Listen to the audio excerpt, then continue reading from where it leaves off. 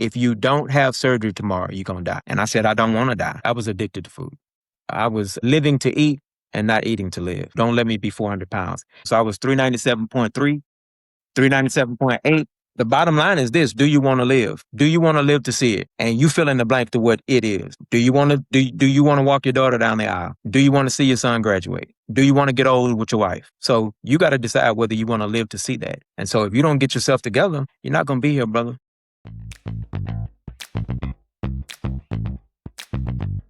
This is the Real Health Black Men podcast, where we empower men to take control of your health. We provide vital information and build community support. So join us as we discuss everything from major health challenges to mental wellness and physical fitness. So if you're ready to level up your health and your life, you're in the right place. Let's get started. Welcome to Real Health Black Men. Today, my guest is my friend Dezra Nauls. I'm excited about our story that we're going to share today. He's going to share his health journey. Dezra and I met a few years ago, and I'm really impressed by him. He describes himself as a foodie and a former big guy who is now taking care of his health. So we're going to hear that story. We're going to hear that journey, and we're going to be encouraged. So Dezra, welcome to Real Health Black Men. Thank you, Grantley. I really appreciate you inviting me. And I'm thankful that I went on the health journey so that I could come on, I could have something to talk about on Real Health Black Men. Well, we all have a story, but thank you for being here. So introduce yourself, tell us a little bit about where you're from, a little bit about your family, and then just ground us in so we can get started. Well, I'm a newly minted 50-year-old African-American male. Welcome to the club. Thank you. Just turned 50 here recently. I'm originally from Houston, Texas, from the South. And as you guys all know, I'm from where all the good food is. There on the Gulf Coast. So all that good fried seafood and all that stuff that's bad for you. So I'm a self-described foodie. And when I say I'm a foodie, I know there are levels to foodie. Being a foodie, some people are foodies in their local communities. I'm not that kind of foodie. I was the kind of foodie that would get on a plane just to go and eat. So I'm a different level of foodie. I take being a foodie very seriously. Well, thanks for that introduction. We're going to get into that some more. So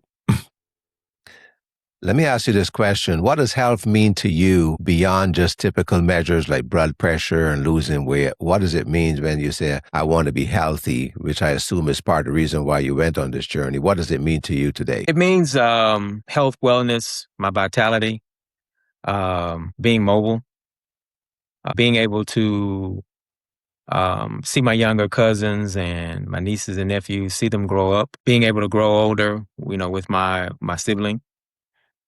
Being able to see my mom grow older, and the rest of my family. So to me, it means health, vitality. It means being able to get up and go, not being winded, being able to walk from the car to the building and not have to stop and take a break. That's what this wellness journey has meant to me. Okay. So when you were younger, what was one of the common myths or things that you heard growing up in your community or your household that you had to unlearn as you got older, as you started this health journey? That you could just eat and eat and eat and eat and eat and eat with no repercussions. I didn't grow up in a household where, we were told, watch what you eat. And those kinds of things, or, don't eat so much fried food. I didn't grow up in a household like that. And that's no dig on my mom and my grandmother, but that we were in the South. So we ate good. Every meal was a banging meal. We never ate foolishness. We made every meal count. It was meat, protein, starch, carbs, everything, and a piece of cornbread. Every meal. Was your grandma a good cook?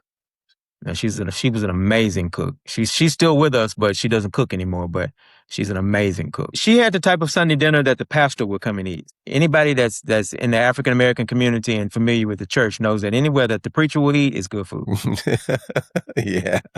So when did you first become aware of this struggle with your weight and that it become truly apparent to you that you were becoming overweight? It was the summer going from the 6th grade to the 7th grade. So I've been a big boy since 7th grade. That school year, I noticed people at school started calling me chunky. That was the first word they used. you're a little chunky. And then going from 7th grade to 8th grade, my mom mentioned that I could no longer buy my school clothes in the regular boys section, that she had to buy me husky clothes. So I went from being chunky to husky. Okay. Then going from the 8th grade to the 9th grade, I was just fat at that point. Then it went from chunky to husky to fat, and so, people would make comments about my weight in high school. Of course, kids being kids, people would make comments about my weight. But by that time, going through middle school I was immune to those comments, and I was somewhat of a comedian, so I knew how to bounce those jokes off of me and turn that person into a joke. So yeah, so it was middle school going into high school, I realized I had a problem.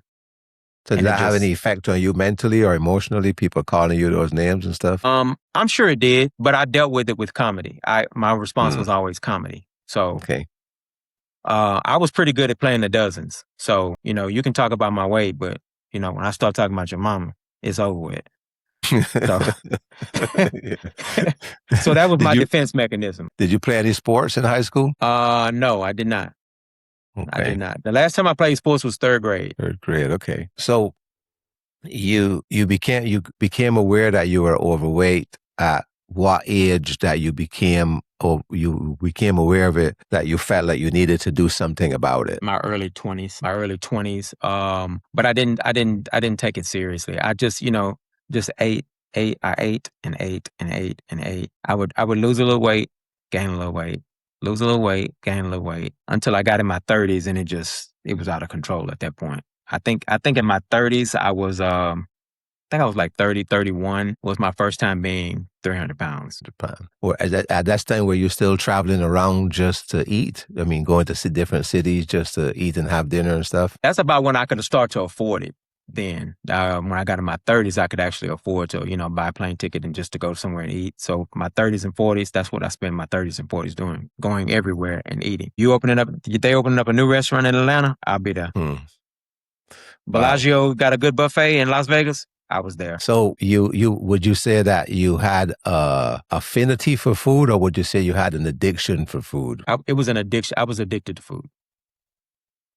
I like to say it this way. I was living to eat and not eating to live. Okay. And from your experience, would you say the addiction to food is similar to other addictions we heard about, or is that a term that you coined yourself, or that no. an actual addiction? It's absolutely the same. Now that I've gone through it, I can tell you, and I've never been addicted to drugs. I've never been addicted to alcohol or anything like that, gambling. I've never been addicted to any of that. However, I have been addicted to food, and I'm willing to say, now that I have broken the addiction to it, I can tell you that it is likened to being addicted to anything else. Okay. So were these like cravings or stuff that you couldn't? I mean, explain it to our listeners what it feels like to be addicted to food. It's a craving. It's you crave sugar. It could be similar to a person being addicted to caffeine. No shade to Starbucks, but somebody that's I gotta have my Starbucks. I gotta have my Starbucks. That's an addiction. You're addicted to that. Your body is craving that. When we were growing up, my mom would say it this way: you're eating just because you know it's in there. You're eating just because you know you got food in there. You're not hungry. You're just eating because you know it's in there. You're eating a bowl of cereal because you know we got cereal in there, And so that's what it was. I was eating ice cream just because it was ice cream in there, and I would just keep buying it and eating and eating and eating and eating. And part of that addiction, again, was sugar. I was addicted to sugar. Caffeinated drinks, carbonated drinks, Dr. Pepper. To me, previously, there was nothing in this world better than an ice cold Dr. Pepper. Wow. So at some point, you said you became aware and you chose to go the bariatric route. But before you got to that point, were there any other things that you tried? There are many people out there, pushing that you can try this and try that and try this. What other things did you try before you get to this point? And I'm not knocking anybody else's journey, but I tried the Atkins diet. I tried Jenny Craig. I tried Weight Watchers. I tried, what are those things where you don't eat for 12 hours? Like fasting. Yeah. Intermittent fasting. That's what it is. I tried that. I tried starving myself. I tried drinking water. I even tried the biblical diets, that they said, the Daniel fast and all of those things, And some of that stuff works for a little while. but it's not sustainable. So some people say just go to the gym and exercise and you would be okay. Huh? Did you try going to the gym? I did. Yeah, and you can try that, but then here's the trick with the gym. It's all good and well to say go join the gym, but you got to have this right, because you can go to the gym every day. You can go to the gym every day and stay. You can live there if your mind ain't right and you eating up. As my mom would say, if you eating up hell and drinking the Jordan dry after you leave the gym, what's the point? You're not gonna Okay. lose anything. So if you don't change other things in your Yes. life and in your habits, then going to the gym is just a temporary relief. Yeah. And that's one of the things that I've learned on this journey is I had to get this right. That's why through the bariatric process, in order for me to even qualify for bariatric surgery, I had to go through a series of psychology appointments. That's where I learned a lot about food, and I had to meet regularly with a dietitian who taught me about food, taught me about what I was eating, taught me to look at ingredients, and taught me the difference between sugar, natural sugar, and added sugar.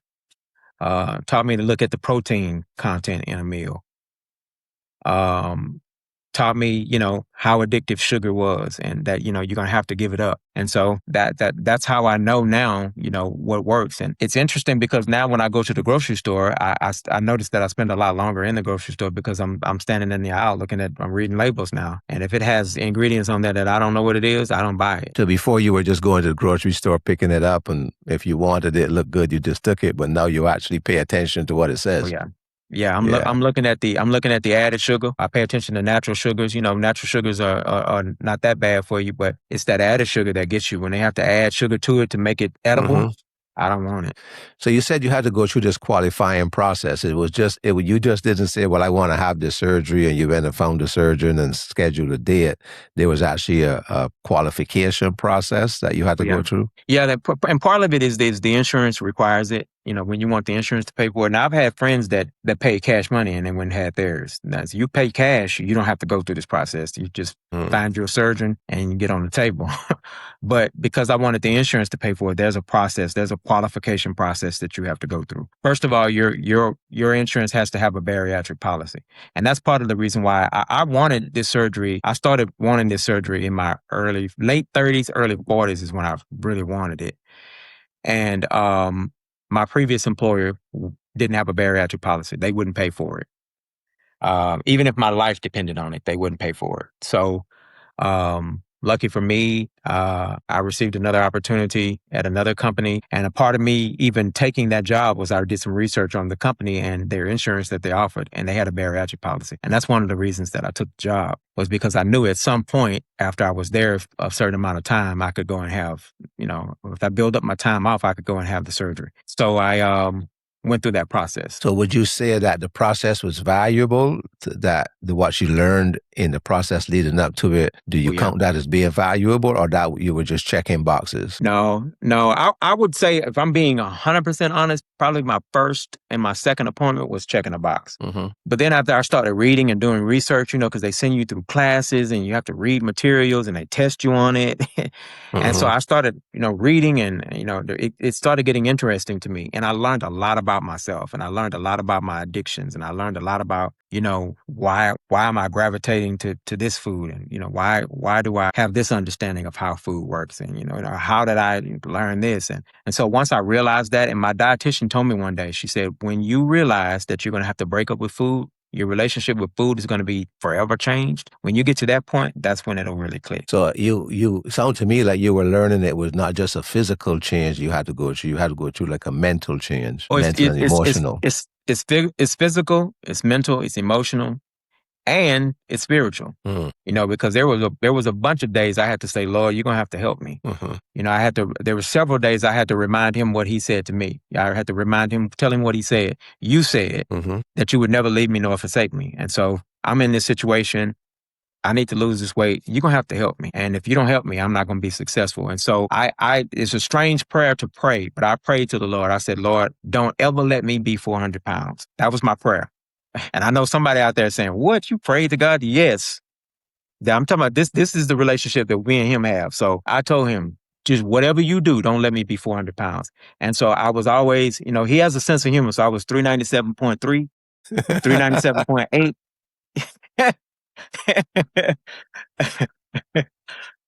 But thank God I never was 400 pounds. Never hit the number, right? He kept his promise. The effectual fervent prayers of a righteous man avails much. And Yeah. so I was never 400 pounds.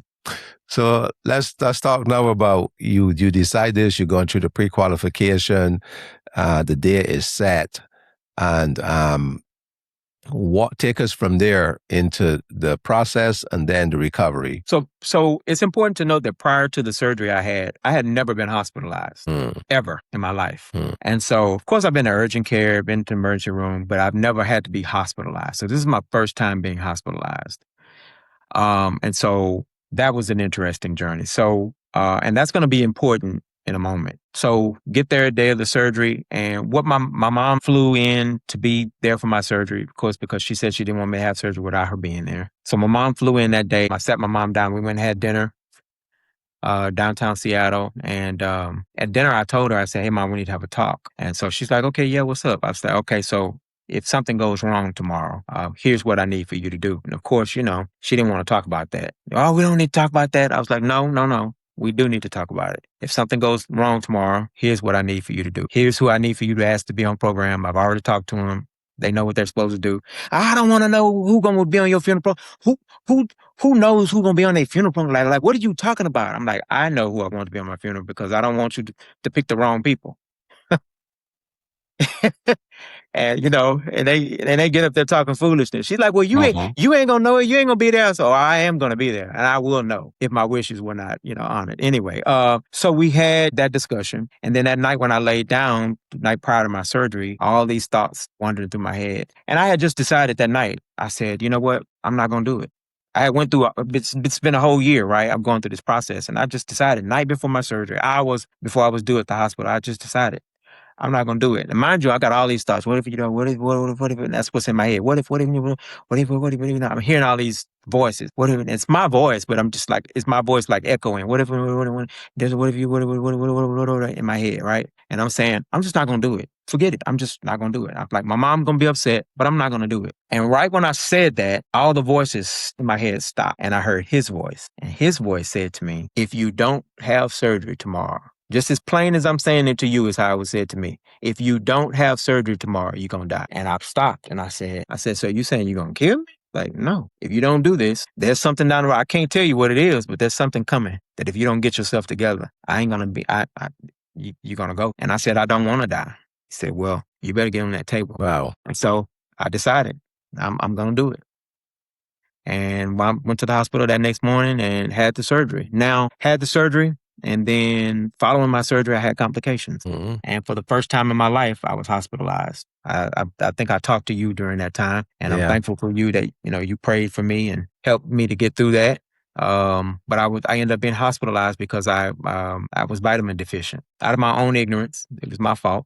I was vitamin deficient, wound up in the hospital. And so, again, that was my first time being hospitalized. And I ended up being hospitalized several times after that for that vitamin deficiency until I could get myself back together, until I could get, my health back. Because when you have the bariatric surgery, because of the surgery that you have, you lose so many nutrients. You lose so much. And so you have to take vitamins. You have to take, these vitamins, you have to take these supplements in order to sustain yourself. And you so start taking them before the surgery or after the surgery? No, you have to take them. You start taking them like a week after the surgery. But I misunderstood the instructions from the doctor. So, when you're leaving the hospital, they give you pain medicine and they give you certain type of medicines. You have to take this for like a week. And then you stop taking that and then you start taking the vitamins. Well, I misunderstood that because, I'm hours after the surgery and they, barking all these instructions at you. And I'm just like, okay, yeah. All right, I got it.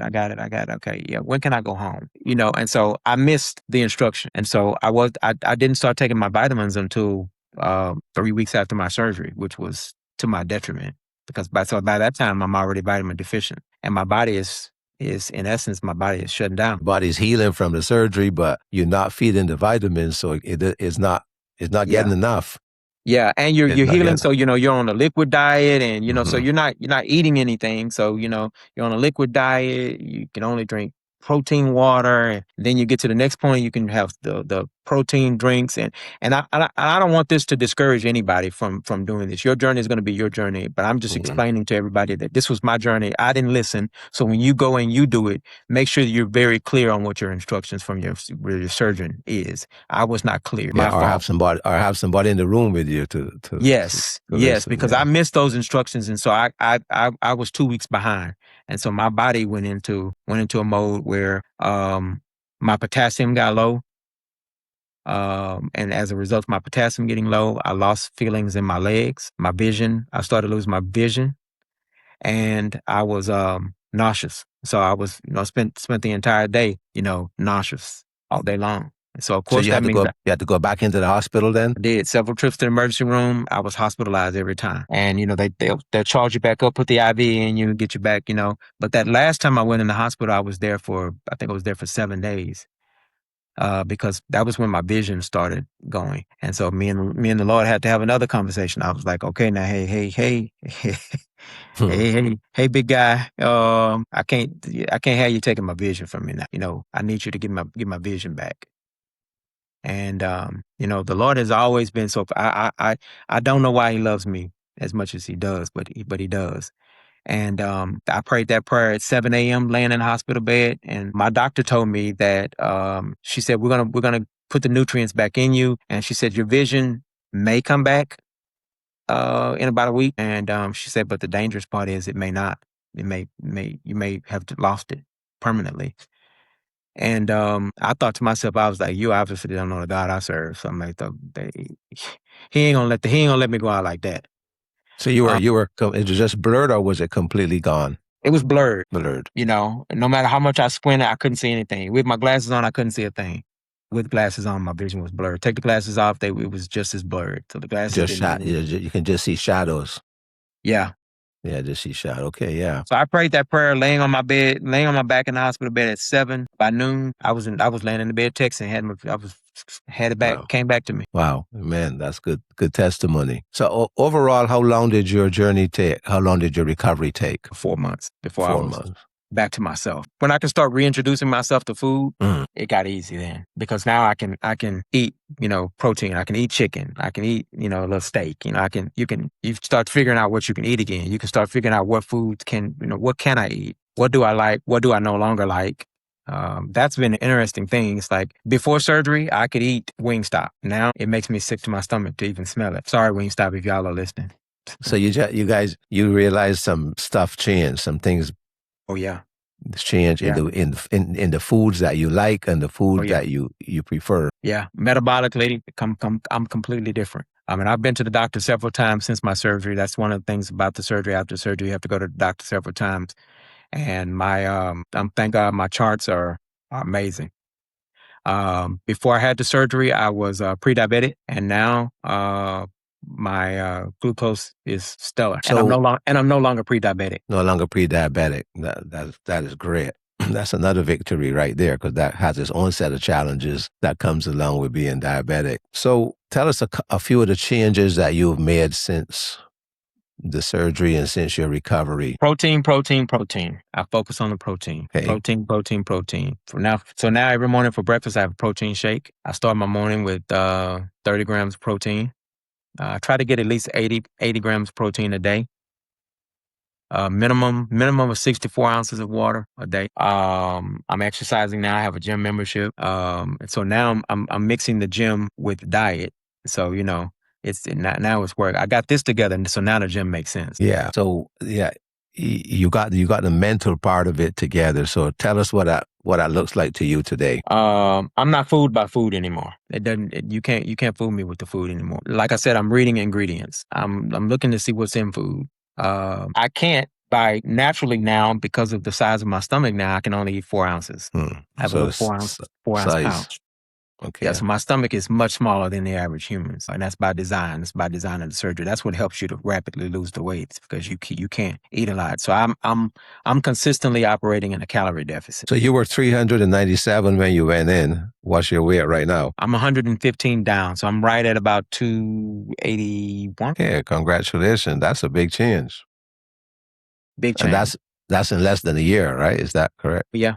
September will make a year, so I'm right at about 10 months. Congratulations. And I haven't been 283 pounds since I was in my late 20s. Well, that's a good change. Do you feel good? I mean, do you feel like it was worth it? I feel amazing. I feel literally and figuratively like a weight has been lifted. So I imagine that 100 pounds, that's like me walking around with 5 20-pound bags of sugar every day. Yeah. You lost like a person. I did. Congratulations. So I look better. I feel better. Smaller clothes. I went from I was a 5X, 6X shirt. Now I'm in a 2X. Yeah, that's a big change. My waist, I was a 62. Some pants, I was a 64, 62, 64 in the pants, in the waist. And now I'm a 48. My goal is to get to a 38, 40. That's a good size for me. So I'm almost there. How tall are you? Just to put it in context for people. 5'7". 5'7". Okay. Yeah. So prior to this surgery, I was a little teapot, short and stout. In the Black community, we hear many people say that sometimes they go to the doctor. The few times they go to the doctor, they feel unseen or unheard or dismissed, like if they're not taken seriously. Have you ever had that experience? Thankfully, no. When I was in Houston, I purposefully sought out a African American doctor. And I had the same doctor for like the last 10 years when I was in Houston. Dr. Torsha Benson was my doctor. And she always made me feel seen, always made me feel heard, was consistently on me about my weight. She did, to her credit, she did have me paying attention to my numbers, so I would watch my numbers, even if it was no more than to get it right before I went to go see her, for my annual. That's another thing, go get your annual physical. Go get checked out. So I always felt seen. I always felt heard, but I was intentional about who my care provider was. And so I would tell you, if you can, you need to be very intentional about who your care provider is. I would say if you can, audition doctors. I would audition them. I went through a few before I got to Dr. Benson. I fired quite a few before I got to her. Yeah, audition your doctor. That is a good thing. Because some people feel as though they can't question their doctors, or you absolutely some people can. Like they don't want to change because the doctor's feeling is going to be hurt. But you're saying your relationship with your doctor is as important as your health. It absolutely is. It could be detrimental to your health. You absolutely can audition them. You absolutely can question them, because at the end of the day, they're practicing medicine. And it's your health. And it's your health. That's right. You're the one suffering from, if there's going to be anything happening, you're the one. You absolutely can question them wanting to put you on medication and why? What does that do? What will that do? What's in it? Yeah, those are good questions to ask, and I encourage people that when you go to your doctor, have a list of questions written down. Don't think you're going to remember them all, because sometimes when you walk into the room, you forget, but have them written down so you can ask and get your questions answered. Now, and that's a good use of ChatGPT and Claude and all that. That's a good use of that to help you formulate some questions to ask your doctor. That's a good use of AI. So that you can go in there armed with information to questions that you can ask.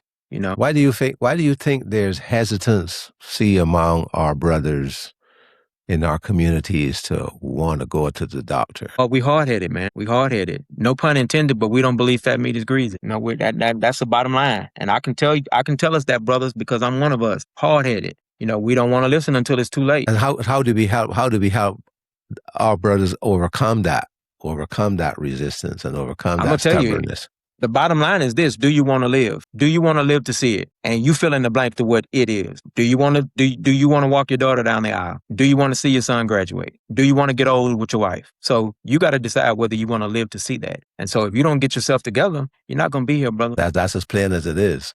I'm always going to tell you like a TI is. Yeah. And I'm talking from experience, and these are the things I had to say. I've been working all of these years, and I've been you work toward retirement, but it's like you do all that and you don't even live to see it. Don't even live to see it. Yeah, leave it to somebody else. So having a good health support system around us is proven to be good for us, not only physically, but mentally and emotionally and psychologically, strengthen us. Who do you have in your health support system that helps you stay strong, feel energized, and be encouraged? Because you've been through a long journey and a tough journey, and like you said, you even had complications in that journey. But now you're on the other side and you feel great. You've lost 115 pounds. So tell us a little bit about your support system that you have around you. First and foremost, my relationship with God. That's first and foremost. That's the joy and the strength of my life right there. I can tell you that much. And I would not have been able to do it without His grace and His mercy. So I give all the honor to Him. Second, would be I'm thankful to still have my mom. Always right here about my getting myself together, going to the doctor, eating right. Did you exercise today? What you ate? Did you drink some water? So she's always been there. And my sister has always been there. She's just like her mama right here. Just, whispering in your ear. Yeah. Hey, have you done this? Hey, what you doing? What you look, and I'm thankful for my grandmother. Every time I go and see my grandmother, she's like, ooh, you look like you're gaining weight, and it's funny at the time, but, it's a little subtle reminder that, ooh, every time she say that, I need to get myself together. Yeah, she was telling you in a subtle way. Yeah, in a subtle way, and then to go and see her now and for her to say, you're just drifting away. Yeah. They notice it when you're going up and they notice it when you're coming down, right? Yeah. Because So it went from you just get every time I see you, you're getting bigger and bigger, and then now she's saying, "Ooh, you're just dwindling away." Yeah, I'll take it. That's good. You take it. Yeah, it's a compliment. So, what are some other things you may want to share with our listeners that you've learned in this health journey? And in life, that as you now at this phase of life, said you just turned 50, you just been through a major health challenge, you made some adjustments to your life. So what are some other things you may want to share with our listeners that you think are important? One of the things I've learned through this journey is I've learned to love myself again. I've always been pretty high on myself. I've never struggled with self-esteem. And so this surgery or this weight loss process didn't give me my self-esteem back. Even as a big guy, I've always had great self-esteem, felt pretty good about myself. Sometimes to my detriment because, had I really been conscious of what was happening to me, I would have stopped eating a long time ago. But I just kept eating. As long as I could buy the clothes. I always dressed nice, was able to put, nice clothes on and stuff like that. So I never struggled with that. But I learned to love myself again, and I'm loving myself in a different way now. I'm loving a new me. And so I would tell the listeners to, I would actually dare them to dig into your relationship with food. Really look at what you're eating. Really looking at where you're eating at. Look at the ingredients that are in your food. Even stuff that says organic. Pay attention to that stuff. Pay attention to what you're consuming. And I would challenge you to understand your relationship with food and then act on what you learn. So I want to go back a little bit. You said you learned to love yourself again. What does it mean to love? What do you mean by love yourself? To love yourself is to take care of yourself. Is to want to see you healthy, want to see you happy. And I wake up in the morning with a new determination. What will I discover today? I only weigh myself once a week. And so, every Monday, of course, every Sunday going into every Monday, it's like, all right, what's our weight this week?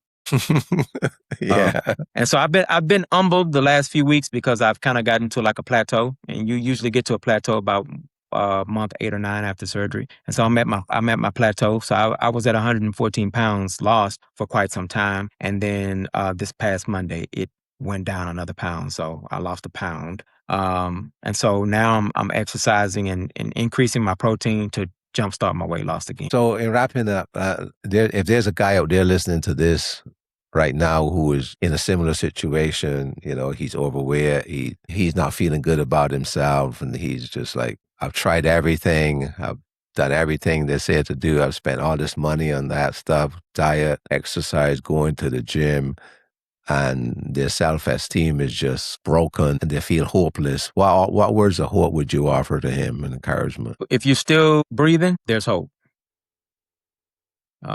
If you have the will, there's hope. First and foremost, I would tell that brother to make sure you go to the doctor. Know your numbers. Know where your blood pressure is. Know where your glucose is. Know, your sugar and, all that stuff. You need to know your numbers because you need to know what your baseline is.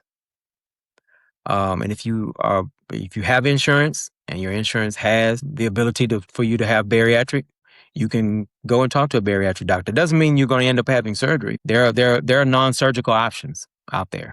I just chose surgery because of where I was. I was past those non-surgical options. Mine required surgery. So if you can go to see a bariatric specialist, I would encourage you to do that. And they'll tell you what your options are based on where you are in your health journey. Yeah, one of the things that I've learned in this journey with this podcasting and my health journey is two things. You said one of them is know your numbers. And the other one that I've come up with is without good information, it's difficult to make good decisions. So a lot of times we need to go to the doctor, not like you said, that you're going to go and have surgery or next month, but you need the information. You need to know your numbers. You need to know all those things. You need to have information and have conversations so that you can make a decision. Yes. And the fear that we have of going to the doctor many times prevents us from having the knowledge to make a decision. Yes. So then we wait till we have a crisis. Yeah. And I jokingly say we wait till we're bending over in pain to then want to make a decision. But by that time, the decision is now made for us because it's a crisis. Yeah. So guys, know your numbers and remember that you need information to make good decisions. And it doesn't mean you're going to make it tomorrow, but you got to have it so that when the time comes, you can make the right decision. And at least go in time so that you can have options. Yes. The sooner you go, the more options you have. Yes. So Dezra, I really want to thank you for sharing your story, and I really want to thank you for being open and vulnerable with our listeners. If somebody wants to get in touch with you, what contact information could I share with them? You can they can follow me on Instagram. I'm on Instagram. I am Dezra. My name is spelled Dezra. So I am Dezra on Instagram. They're welcome to reach out to me. And if I can help you, if I can encourage you, if I can provide you with any information, you can hit me up on Instagram, and I'll be there for you. Well, thank you very much. I look forward to seeing you sometime soon. Let's make plans to have coffee sometime so I can get to see you and take a picture with your new self. Thank you for being my friend, and thank you for giving me the time tonight. Absolutely. Thank you for inviting me. I really appreciate you, and thank you for all the encouragement over the years. Well, I'm here for you, brother.